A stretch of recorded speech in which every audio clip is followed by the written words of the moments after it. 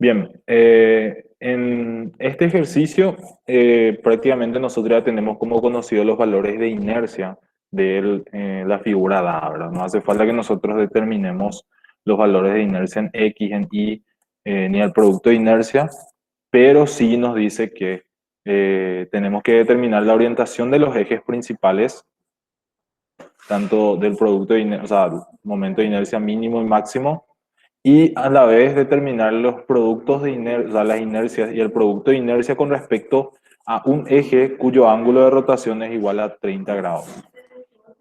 Entonces, primeramente tenemos que graficar el círculo de Moore y a partir de la orientación de la rotación de los nuevos ejes tenemos que poder determinar las inercias de otros ejes. Eh,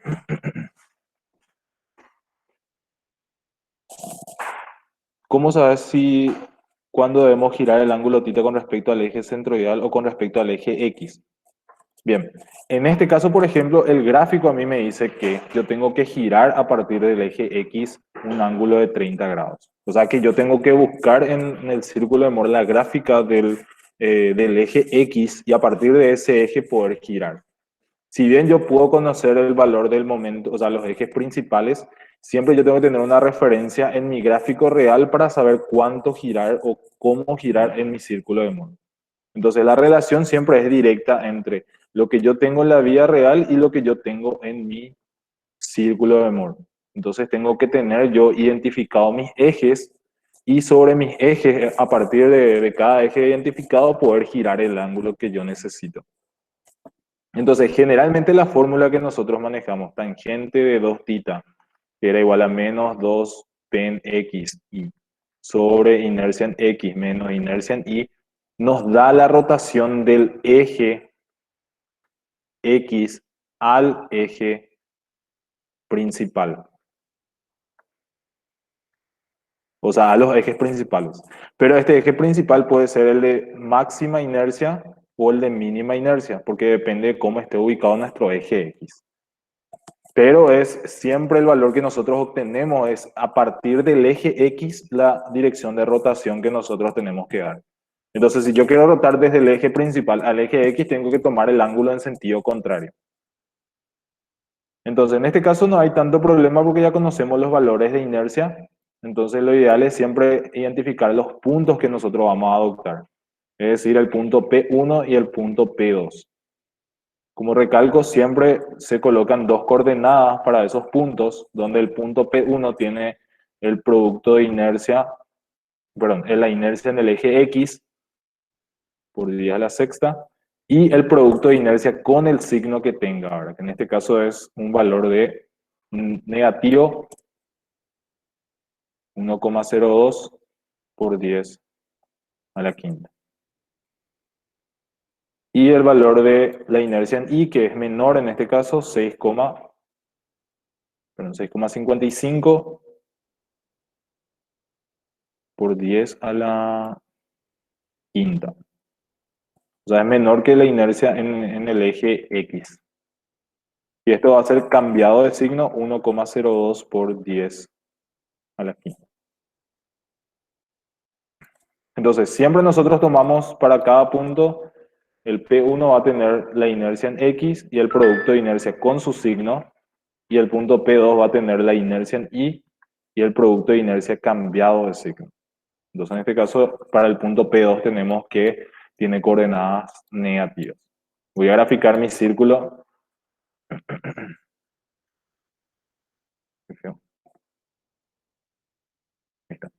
Voy a graficar mi eje, donde va a encontrarse la inercia en X y la inercia en Y, y voy a graficar mi eje acá. PX. Entonces, voy a tomar esquemáticamente el centro. Mi punto P es mayor que el punto, o sea, tiene una inercia o la coordenada, en la primera coordenada es mayor que la del punto P2. Entonces el punto P1 podría estar ubicado sobre esta vertical y el punto P2 ubicado sobre esta vertical. Generalmente los puntos P1 y P2 están simétricamente separados con respecto al centro. O sea, el centro siempre va a estar a mitad de distancia de cada punto. Entonces por eso trazo las dos verticales. Y con respecto al valor del producto de inercia, yo sé si está por arriba o por abajo del eje horizontal. En este caso, esto representa el punto P1. 1,2, 1,26 por 10 a la sexta y menos 1,02 por 10 a la quinta. Entonces, el opuesto, diametralmente opuesto al centro, representa el punto P2, que sería en este caso 6,55 por 10 a la quinta y 1,02 por 10 a la quinta. Todo esquemático, ¿verdad? No estoy haciendo nada directamente a escala. Esto representa mi eje X y esto representa mi eje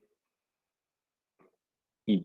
Siempre desde el centro, el radio que une el centro con el punto P1 va a representar mi eje X y el centro con el punto P2 va a representar mi eje Y. Entonces, gráficamente yo ya puedo saber la orientación que tengo que tener en respecto al ángulo. Si yo voy a asumir que este es el valor de 2θ, yo ya sé intuitivamente que el valor de 2θ me va a salir positivo. ¿Por qué? Porque está en sentido antihorario. Como ven, yo estoy girando a partir del eje X, voy a encontrar mi eje de máxima inercia. O sea, este sería eje de inercia máxima. Y como ven, desde el centro hasta el otro extremo de la circunferencia, yo tengo el eje de inercia mínima. Entonces, a partir de mi eje Y, yo voy a girar el ángulo 2θ y voy a obtener el valor del eje de inercia de menor valor.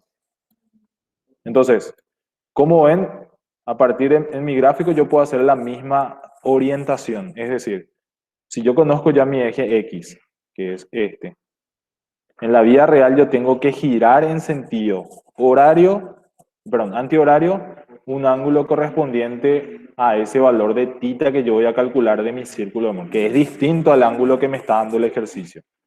Entonces, este es el eje de mayor inercia. Y a partir del eje Y, que yo tengo acá de manera vertical, voy a girar también ese ángulo que yo tengo calculado por la fórmula, y este va a representar el eje de menor inercia. Como le digo, esto es sin tener que entrar todavía en el cálculo del ángulo, pero yo mediante el círculo ya puedo saber cuál es la orientación que van a tener las rotaciones. Si es en sentido antihorario, siempre va a salir positivo, entonces metiendo en la fórmula me va a salir positivo, y yo obviamente en el círculo de Mohr considero que gira 2 veces el valor del ángulo que gira en el gráfico real. Entonces, por eso siempre colocamos el valor de 2θ. Entonces, primeramente para encontrar la orientación, tangente de 2θ va a ser igual a menos 2 veces el producto de inercia XY sobre la inercia en X menos la inercia en Y. Bien. Entonces, en este caso nosotros aplicamos las fórmulas menos 2 por el producto de inercia, que es 1,02, perdón, siempre considerando el signo, que es menos 1,02 por 10 a la quinta sobre 1,26 por 10 a la sexta menos 6,55 por 10 a la quinta. Entonces voy a calcular el valor del ángulo. Como en este caso ya ven, va a salir un valor positivo. Entonces, llevando este valor acá,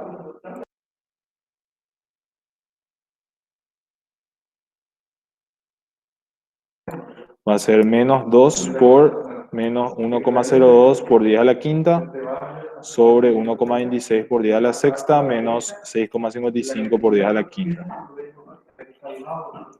Si tangente de ese ángulo me da como valor de, ¿dónde te sale?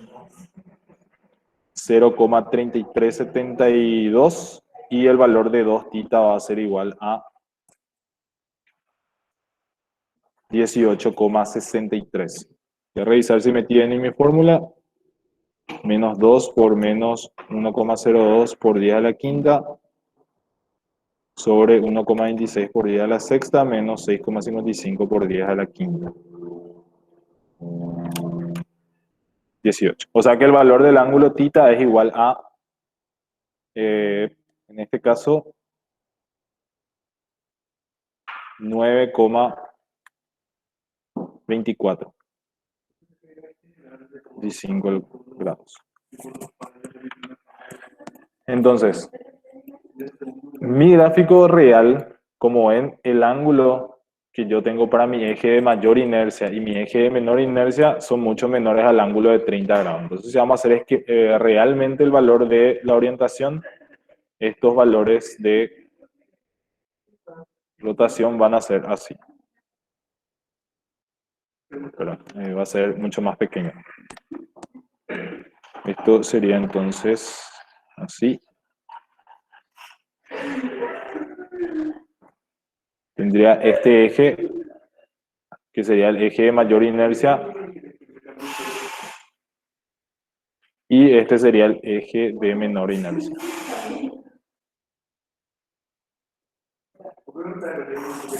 Entonces, ahora nosotros sabemos que en nuestro gráfico, para obtener la orientación de el eje de 30 grados, nosotros tenemos que girar en este gráfico real 60 grados a partir del eje X en el círculo de Moore. Es decir, toda esta rotación tiene que ser igual a 60 grados para mi círculo de Moore. Entonces, como son diametralmente opuestos, este va a ser mi eje X' y este va a ser mi eje Y'. Este sería mi punto P1' y este sería mi punto P2'. ¿Se entiende eso, verdad? Mi eje de rotación hasta el eje principal es menor porque es solamente 18,63. Pero yo tengo que girar 60 grados hasta llegar hasta esta posición, que sería para los ejes nuevos, que giran en la vida real 30 grados. Entonces, todo depende de los valores angulares que nosotros calculemos. Porque si nosotros tenemos valores de ángulo para llegar al eje principal mayores a ese valor, obviamente el eje X' y Y' van a quedar intermedios al ángulo 2 θ. Entonces, en mi ejercicio a mí me dice determinar la orientación de los ejes principales y los momentos principales de inercia. Eso obviamente nosotros hacemos con la determinación de los valores característicos del círculo, ¿verdad? El centro, que va a ser la inercia en X más la inercia en Y sobre 2, que en este caso va a ser igual a la inercia en X, que es 1,26 por 10 a la sexta menos más 6,55 por 10 a la quinta sobre 2. 1,26 por 10 a la sexta más 6,55 por 10 a la quinta dividido 2 me da como resultado 9,58 por 10 a la quinta. Y determinar el valor del radio, que es igual a raíz cuadrada de inercia en X menos inercia en Y sobre 2 más el producto de inercia de X y al cuadrado.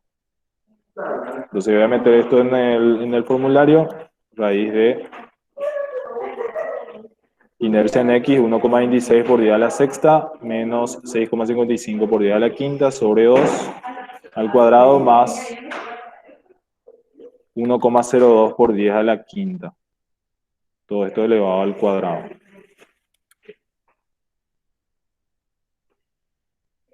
Entonces, el valor del resultado es igual, perdón, 1,26, acá está el error. Entonces sale un radio igual a 3,19 por 10 a la quinta. Positivo. Entonces, los valores de inercia máxima y mínima, ya sabemos que es centro más el radio, el valor de inercia mínima es centro menos el radio. Entonces, voy a sumar 9,58 por 10 a la quinta más 3,19 por 10 a la quinta. Me sale 1,277 por 10 a la sexta y la inercia mínima va a ser, en este caso, 6,39 por 10 a la quinta. Tengo las inercias máximas, tengo el valor de la orientación al cual yo tengo que girar para encontrar mis ejes principales y la expresión que yo suelo utilizar para poder calcular el valor de las inercias que nosotros tenemos acá es directamente la inercia X' siempre va a depender del valor de la inercia máxima, que nosotros vamos a tener inercia máxima o la mejor forma es realmente con el centro, ¿verdad? Porque el centro es un punto que no varía. Sería el valor de la coordenada del centro más el valor del radio por el coseno de la diferencia de ángulos entre el ángulo real, que sería 2 veces, voy a ponerle alfa, menos 2 veces tita. Eso obviamente ustedes pueden obtenerlo ya de manera gráfica nomás. En este caso ustedes ya saben cuánto vale este ángulo, que va a ser 60 grados menos 18,63. Entonces ese es el valor de ángulo que nosotros utilizamos. La inercia en I también, I' va a ser centro más, pero en centro esto cambia, menos R por coseno de 2 alfa menos 2 tita. Y el valor del producto de inercia es directamente P igual a el valor del radio por el seno de 2 alfa menos 2 tita. Tengan en cuenta que lo único que tenemos que fijarnos es si el ángulo 2 alfa es mayor al ángulo 2 tita para meter en la fórmula, o si no nos va a salir valores distintos. O sea, para el valor del coseno no va a haber problema porque en vez de la inercia en X va a salir el valor de la inercia en Y. Pero siempre es mejor fijarnos en la gráfica para saber cuál es el valor que se refiere a cada punto. En este caso, este representa a inercia X' y esto representa a la inercia Y'. Entonces, llevando a la fórmula, nosotros sabemos cuánto vale el centro, que sería en este caso 9,58 por 10 a la quinta, más el radio que era 3,19 por 10 a la quinta por coseno de 60 menos 18,23,63. Se va a obtener el valor del radio, este es 9,58 por 10 a la quinta, más, pero menos, 3,19 por 10 a la quinta, coseno de 60 menos 18,63. Entonces voy a calcular estos valores. 58 por 10 a la quinta más 3,19 por 10 a la quinta por coseno de 60 menos 18,63. Entonces este valor sale 1,20 por 10 a la sexta. Este sale un valor de 7,19 por 10 a la quinta. Y el valor del producto de inercia que va a ser 3,19 por 10 a la quinta por seno de 60 menos 18,63. Entonces esto va a ser igual a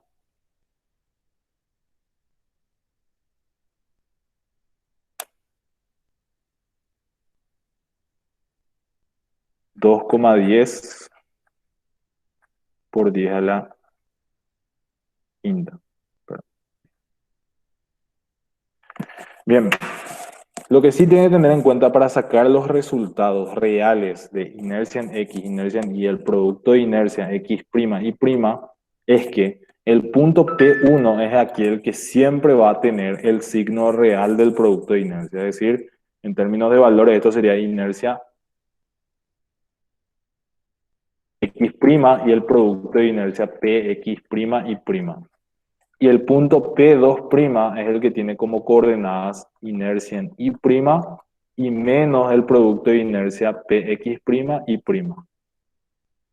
Entonces, por más de que nosotros apliquemos esta fórmula, tenemos que fijarnos en la ubicación del punto P1, si está por encima o por debajo del eje horizontal. Entonces, de esa manera nosotros poder responder si es que el producto de inercia realmente tiene valor positivo o negativo de manera real.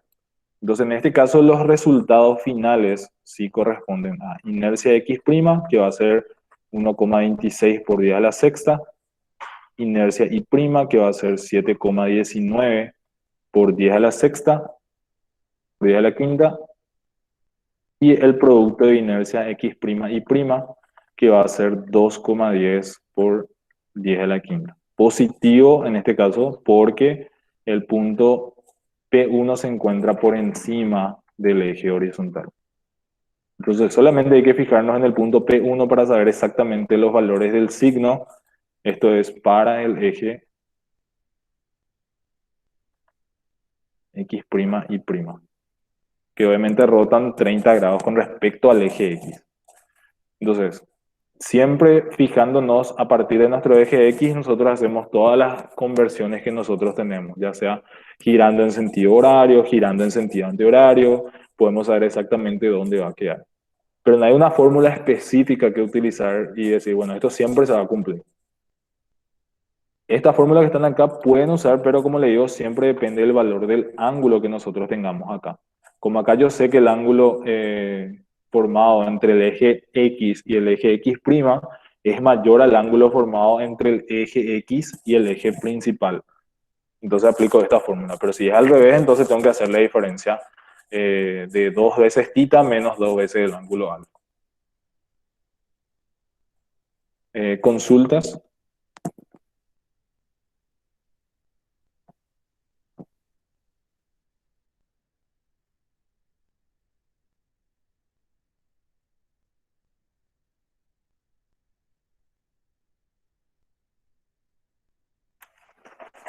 A ver, ¿cuál es la consulta? Bien. Como le digo, en general, para el capítulo 7 no hay tanta diferencia en los ejercicios que generalmente salen para ese capítulo. Algunas veces, como le mostré en algunos ejercicios, sale inercia de masa. Después, para las inercias planas, generalmente ya vienen relacionadas a aplicar el círculo de Moore y determinar, obviamente, las inercias principales o las inercias con respecto a otros ejes rotados.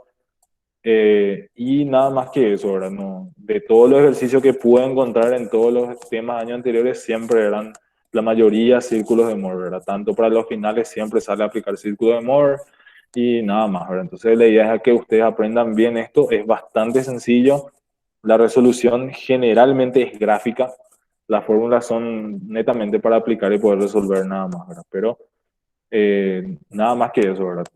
No sé si no hay ninguna otra duda, entonces dejo hasta acá esta grabación. Profe, Sí, quería decir más que en el recuadro creo que pusiste 1,26 y 1,20. ¿O no? En el recuadro de respuestas del eje rotado 30 grados. 1,20, sí, tenés razón. Uno- Ya, gracias. Entonces Eh, 1,20 por día a la sexta. Sí, yo tengo una consulta más conceptual. La sí. clase anterior yo me uní tarde y no entendí la verdad. Los ejes principales y los momentos principales se refieren a los momentos máximos y mínimos. Eso es así. Sí, así mismo. Así mismo. Eso no. Conceptualmente, nosotros, ¿qué es lo que hacemos con el círculo de Moore? En definición, nosotros tenemos, con respecto a un punto, nosotros podemos trazar dos ejes horizontal y vertical, con los cuales nosotros obtenemos los valores de momentos de inercia con respecto a esos ejes. Pero referido a ese punto, no quiere decir que sean los valores mayores ni menores posibles que puedan tenerse. Entonces, en la demostración, ¿qué es lo que hace? Que él va rotando a un cierto ángulo y demuestra que puede existir mayores valores de inercia por la ubicación que van a tener esos ejes. Pero estos valores de momentos de inercia máximos y mínimos son referidos a un punto de referencia, porque en la demostración siempre el centro se mantiene invariable, o sea, el origen de coordenadas se mantiene invariable. Como ven acá, nosotros siempre giramos en relación al origen de referencia. Ahora, en nuestra gráfica, este centro que tenemos acá representa a ese origen.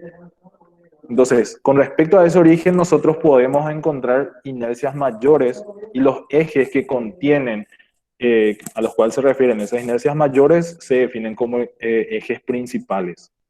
Entonces, hay un eje en donde el momento de inercia es el mayor posible, el momento de inercia horizontal, o sea, vertical no importa. Y hay un eje donde el momento de inercia es el menor posible. Entonces, con relación a ese centro, existen solamente un momento de inercia máxima y un momento de inercia mínima. Y todos los valores de inercia que yo calcule con respecto a cualquier rotación van a ser siempre mayores al mínimo y menores al máximo. Ahora, a nivel global, si yo cambio de posición mi centro, van a existir totalmente otros valores de inercia máxima e inercia mínima. O sea que si yo cambio a una posición distinta, obviamente van a cambiar de valores y va a existir valores mucho mayores de inercia otra vez.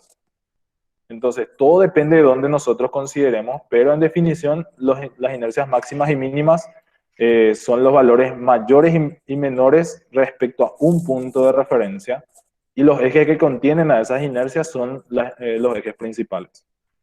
Ahora, lo que sí tiene que tener en cuenta cuando nosotros hablamos de inercias máximas y mínimas o ejes principales, es cuando ustedes les hablan en términos de ejes principales centroidales o momentos de inercia, momentos principales centroidales. ¿Por qué? Porque acá esta expresión a nosotros nos dice cuál es el origen que tenemos que tomar. Al decirnos centroidales, nosotros tenemos que ubicar la posición del centroide de la figura y tomar los ejes principales en relación a ese centro.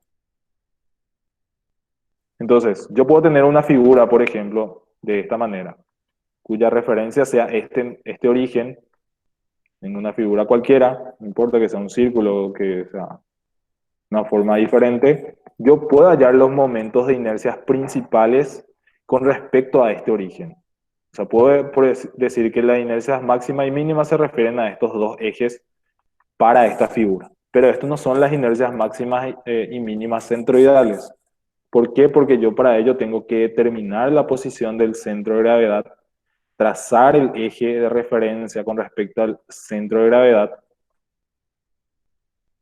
que son los ejes centroidales, y a partir de ahí determinar la posición de los ejes principales. Entonces, una palabrita hace mucha diferencia cuando hablamos en términos de ejes principales. Si se refiere a ejes principales, nada más, como dice acá en el enunciado, determinar los ejes principales y momentos de inercias principales del área mostrada, ¿verdad? Entonces, en relación al punto que nosotros tenemos. Pero si nos refería a nosotros hallar los ejes principales centroidales, entonces el paso previo es determinar el centroide, que sería la coordenada del centroide en X con respecto a mi eje de referencia, y la coordenada del centroide en Y. ¿Se entiende eso? Sí, profe, gracias. ¿Alguna otra consulta?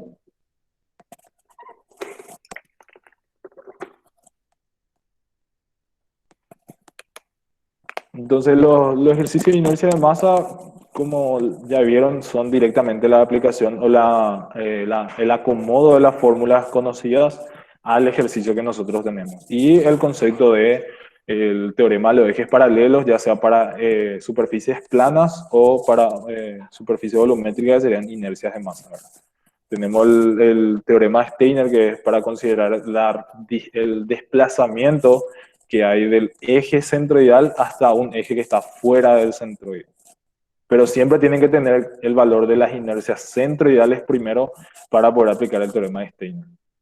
Entonces no es que ustedes tienen que tener un eje, o sea, la inercia con respecto a un eje y a partir de ahí ir desplazando, sino que tienen que tener el valor de la inercia centroidal primero para poder aplicar y después ya poder replicarlo de eso en otro eje si es que quieren. Bien, entonces voy a dejar hasta acá la grabación para este ejercicio. Sí, para calcular la inercia con respecto a un eje cualquiera tenemos primeramente que obtener la inercia centroidal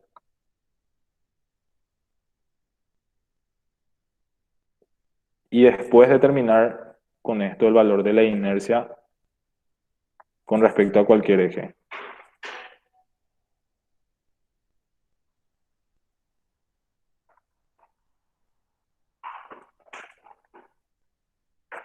Entonces, para una figura cualquiera yo tengo que saber cuáles son las inercias con respecto a los ejes centroidales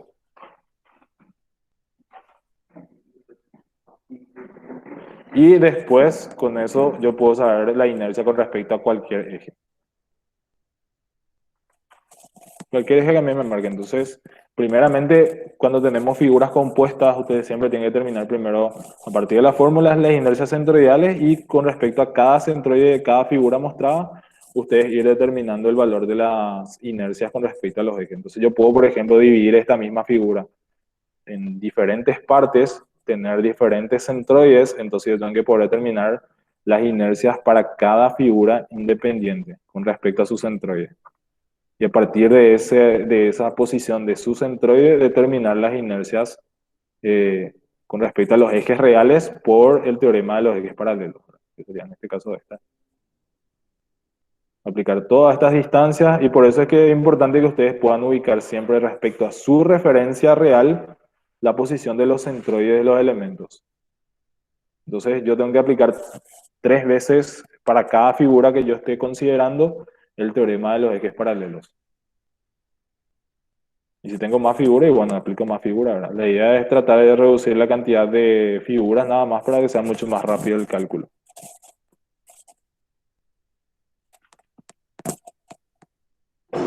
¿Alguna otra consulta?